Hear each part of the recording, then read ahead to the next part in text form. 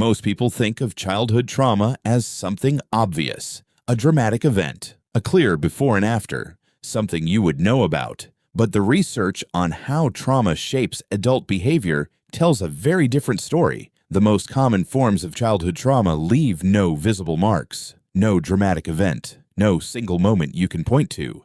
Just a childhood in which certain things were consistently missing, or consistently unsafe, or consistently unpredictable, and a nervous system that learned, silently, efficiently, without your permission, how to survive it. That nervous system is still running those programs today. And today we're going to look at 8 of the most common signs, many of which you might never have connected to your childhood at all. Before we go into the signs, let's be clear about what we mean by childhood trauma. Psychologist Bessel von der Kolk, whose research on trauma is among the most influential in modern psychology, defines trauma not as the event itself, but as what happens inside the nervous system in response to it. Trauma is not what happened to you. It is what happened inside you as a result of what happened to you, and it doesn't require a single catastrophic event. Chronic emotional neglect, growing up with a parent who was emotionally unavailable, living in a household where conflict was constant, being the child who had to manage the adults around them.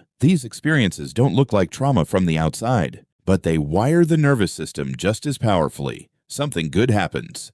A relationship is going well. A job is secure. Life feels stable. And instead of relaxing into it, you wait for it to fall apart. You find yourself scanning for signs that it won't last, preparing for the collapse. Sometimes unconsciously, creating problems where none existed just to resolve the uncertainty. Psychologists call this hypervigilance in positive situations, a nervous system so trained to anticipate threat that genuine safety feels more alarming than danger. For people who grew up in unpredictable environments, calm was often the warning sign. Things would seem fine, and then they wouldn't. So the nervous system learned, don't relax when things are good. That's when it's most dangerous. That learning never switched off. You ask for something simple, time off, a different approach, your own opinion, and you provide a paragraph of justification for it, not because you were asked for one, because somewhere, a long time ago, you learned that simply wanting something was not enough,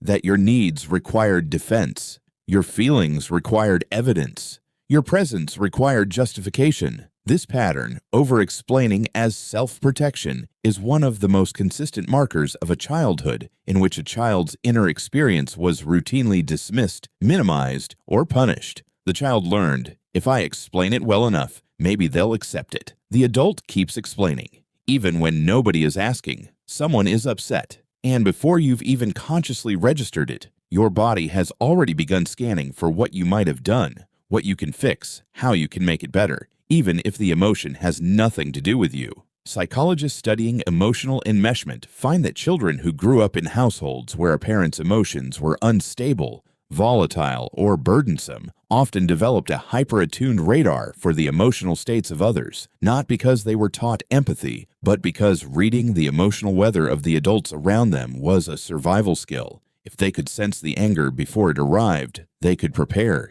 If they could sense the sadness, they could soothe it. The survival skill is still running in adult relationships, and it means that other people's emotional states feel like your responsibility, even when they aren't, even when they never were, and even when the person in question never asked you to carry them. Someone is kind to you, genuinely, no agenda kind, and instead of receiving it, you feel confused, uncomfortable, maybe even suspicious. What do they want? Why are they being this nice? What's the catch? For people who grew up in environments where kindness was conditional, inconsistent, or used as a manipulation tool, receiving genuine care can trigger the same alarm response as an actual threat. The brain learned warmth is followed by withdrawal, kindness is followed by the ask, safety is a setup. And so when someone arrives with nothing but care, the brain doesn't know what to do with it because it was never taught that this was possible. Something genuinely hard happens, and your first response is to make it smaller. It's not that bad. Other people have it worse.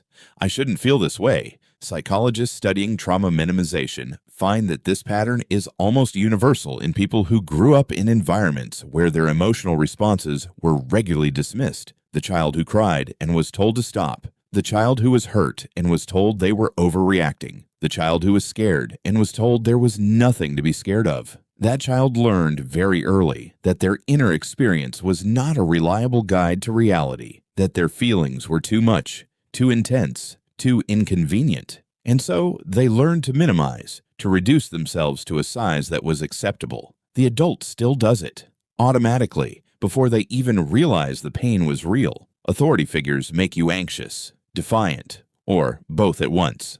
A manager's neutral feedback feels like an attack. A rule feels like a personal challenge. Someone in a position of power immediately triggers a response, either to placate them entirely or to resist them entirely. This pattern is almost always rooted in early experiences with authority that was unpredictable, abusive, or inconsistent. When the first authority figures in your life, parents, caregivers, were sources of danger rather than safety, the nervous system learned to treat authority itself as a threat category, not this specific person in this specific context. Authority as a concept, and the adult nervous system, without any conscious decision, responds to every authority figure through the lens of the original ones. You work toward something, get close, and then somehow it falls apart, not because of external circumstances, because of choices you made, often unconsciously, that ensured it would. Psychologists studying this pattern in trauma survivors find a consistent explanation. Success, visibility, achievement, standing out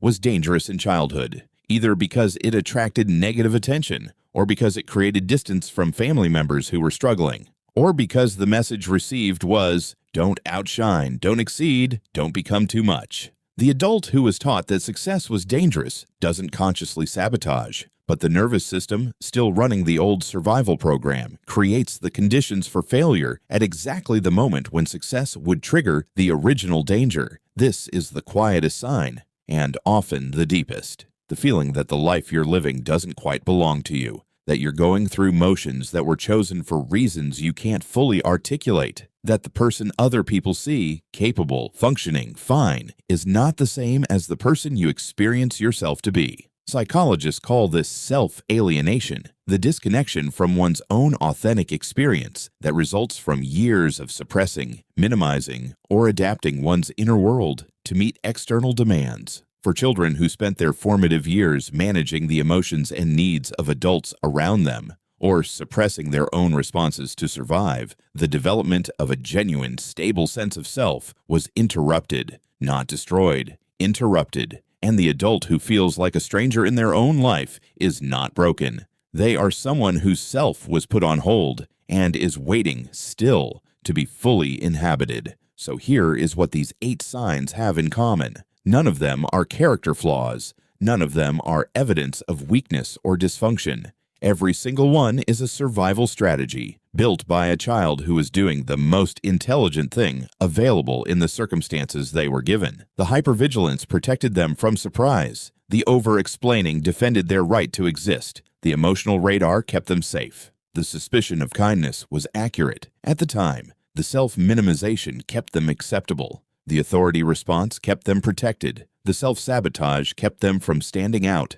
And the self-alienation was the cost of keeping the peace. These strategies worked. In the world they were built for, they worked. The problem is not that you built them. The problem is that you are still living by rules designed for a world you no longer live in. Recognizing these signs is not a diagnosis. It is not a verdict on your childhood, your parents, or your worth. It is information. Information about where certain patterns came from and why they made sense when they did. The nervous system that built these strategies was trying to keep you alive, and it succeeded. You are here. The work, which is real work and often requires support, is teaching that nervous system that the world it was built for is no longer the world you live in, that you are safe enough now to update the programs. Not all at once, not without help, not without patience, but it is possible. And it begins with recognizing that what you experience as your personality, your patterns, your flaws, may in fact be the most coherent response a child could have made to an incoherent world. If this video describes something you recognize in yourself or in someone you love, share it.